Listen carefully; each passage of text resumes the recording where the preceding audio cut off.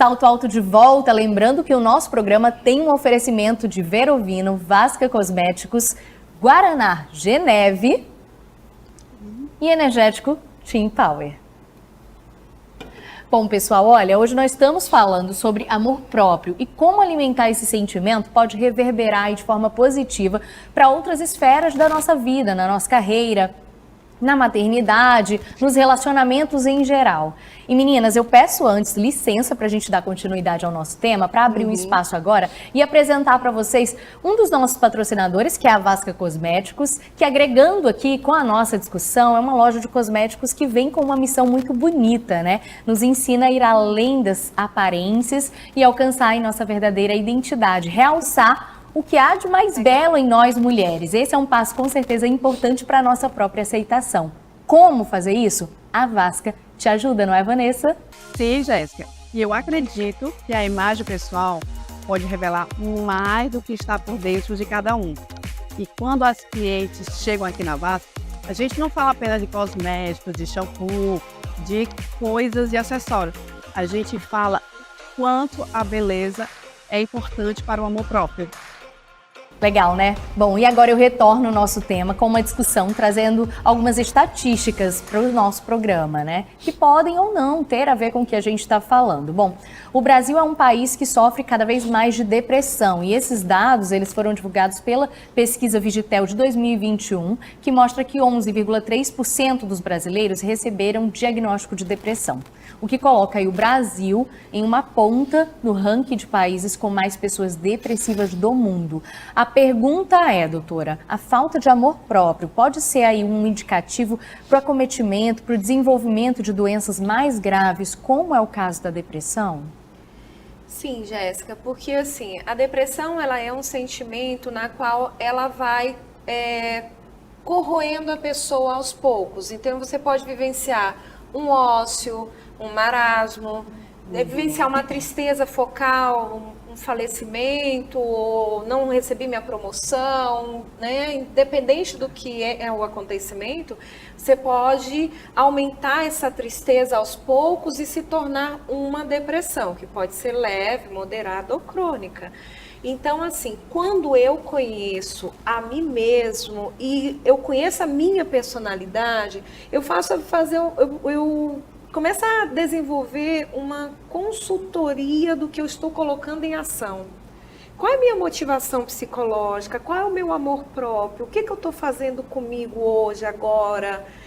Eu conheço meus espaços, então eu diria muito que a chave da gente ir à baixa em alguma situação, em algum sentimento, ou então a gente ir à alta, tem muito a ver em a gente conhecer os nossos espaços, em a gente ter as estratégias de ação adequada para cada momento, né? Então assim, conhece teu limite. Você se conhece cientificamente? Você já desenvolveu um processo terapêutico numa psicóloga, num psicometrista, numa psicóloga perita? É muito importante você se conhecer, porque quanto mais você se conhece, você fica assim apaixonado por si, porque é você que convive com você 24 horas. E tem a questão da autossabotagem, né, doutora? Eu acho, meninas, que a gente se autossabota algumas vezes, sim.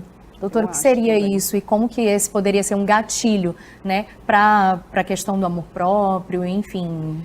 Bom, a autossabotagem, ela vem muito, às vezes, das relações do eu para o mundo e o mundo para mim.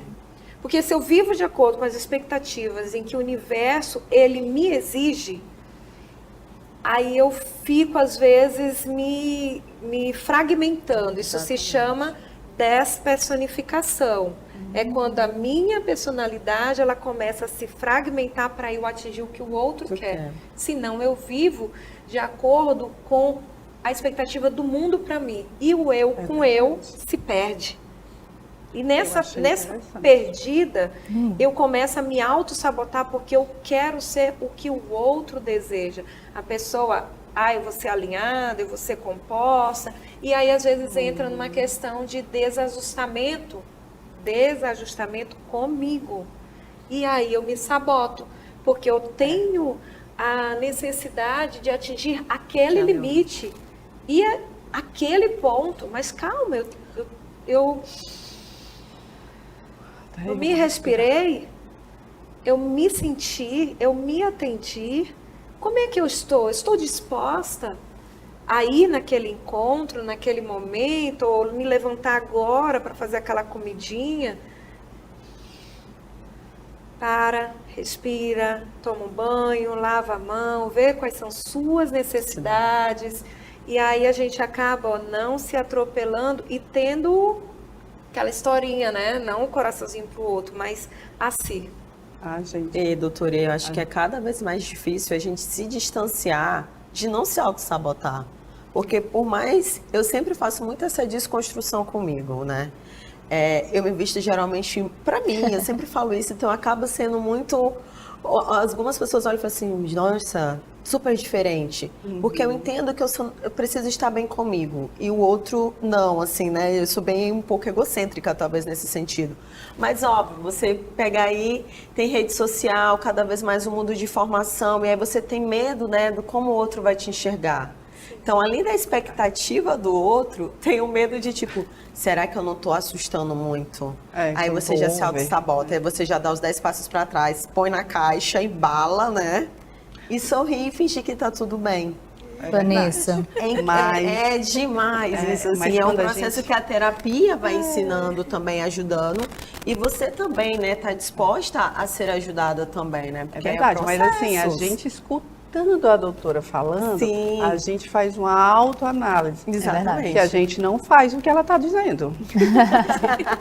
Não faz. É porque tem aquela história do eu virtual, né, doutora, verdade. que a gente estava até discutindo aqui antes. Né? O eu que a gente se apresenta não é o eu verdadeiro, Vanessa. É. O eu da Vanessa Diógenes, por exemplo, do Instagram, é o eu da Vanessa verdadeiro? Não é. No eu da Vanessa Diógenes no Instagram é. Talvez não 24 horas Não, por talvez, dia, né? não, mas Acho que eu achei existe a nossa interessante. essência ali, Isso. mas obviamente todo mundo tem problema, um dia você tá putaço da vida e você vai ter que ir lá, oi gente, tudo bem, lá, então assim... Ainda mais vocês, né, que são empresários. Exatamente. Mas o que me chamou a atenção foi quando a doutora falou em desfragmentação, que aí a gente vai se ficando em pedacinhos, mas é isso que acontece. Aí eu me vi em vários pedacinhos, doutora. Quando a senhora estava falando, eu me vi várias Vanessas. Mas existe a questão hoje da gente poder se conhecer cientificamente, né? A gente poder se avaliar, né? Então, assim, o que é a dica principal do amor próprio? É você fazer uma consultoria intrínseca para que você possa conhecer a sua personalidade. Então, assim, se eu tenho uma motivação psicológica, o que eu estou colocando em ação? Como é que eu vou conhecer-me? Às vezes a gente busca muito a avaliação da saúde biológica, da saúde fisiológica e da saúde mental. Tem uma gama de testes. É ciência, é matemática das emoções. Matemática é matemática. E aí, assim, aquele espaço para si, para respirar, para tomar um banho demorado, para deitar no chão com meu filho, para eu esticar minha coluna, andar descalça na beira da praia. Gente, a gente mora se conectar com a natureza, numa yoga. Hoje, nossos celulares todos têm momentos de meditação, momentos de yoga. E saborear, e simplesmente às vezes é deixar o tempo fluir. Eu tinha um compromisso às 16 horas, não deu pé, era para acontecer naquele outro momento. Né? Então, assim, é sempre aquela história de você se respirar. E se respeitar. Se respeitar. Isso. Se respeitar. E se respeitar. E falando da importância da ciência de números, né, a gente traz aqui uma outra pesquisa realizada pela plataforma social Yubo, que convidou jovens a refletirem sobre o amor próprio e como construir uma relação saudável com eles mesmos. Mais de 5.000 jovens da geração Z até 23 anos foram consultados e agora eu compartilho aqui com vocês as estatísticas alcançadas, né? Eles tratam sobre como que essa geração Z tem medo de ficar sozinha. 21% afirmam que essa pressão vem das redes sociais, exatamente o que a gente estava conversando, meninas. 22% da família e 40% de uma pressão aí interna. Doutora, esse indicativo do medo de ficar só pode indicar uma falta de amor próprio, uma lacuna ou não exatamente? Eu acho que a lacuna principal que a gente precisa trazer para dentro da família são os filhos isolados no quarto.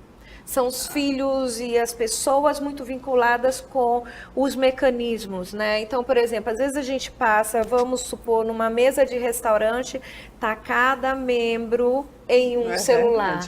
Vai para um recreio, olha aquelas crianças todas automatizadas.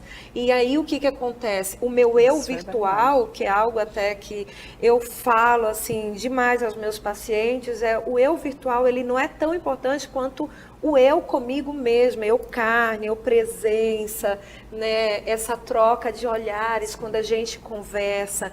E às vezes a gente, não, meu filho tá quietinho, tá bem, né? E eles vão desenvolvendo ali aquela síndrome tão aqueles momentos tão virtuais, né? Eu vou me encontrar com meu amigo, vou jogar. Aonde, meu filho? Aí no quarto. Aí tem aquela online, super poltrona, aquele super monitor, o equipamento lá. Então, assim, cadê o tabuleiro? Cadê eu transformar uma caixa de sapato em um produto, né? A arte terapia tá aí lindérrima. É verdade. É isso. E, doutora, a senhora acha que às vezes nós, mães, somos culpadas por essa geraçãozinha Z? Porque, vamos para o restaurante, a senhora deu exemplo agora. E às vezes a gente leva, que menino, para ficar quietinho, sabe? Eu vou deixar até esse questionamento para quem está em casa e pensando em que estratégias vocês acabam utilizando aí e que, enfim, promovem aí um desequilíbrio, né, nessa nova geração que está por vir. A gente vai para um rápido intervalo e a doutora responde a Vanessa e todos nós que estamos curiosos por essa pergunta já já.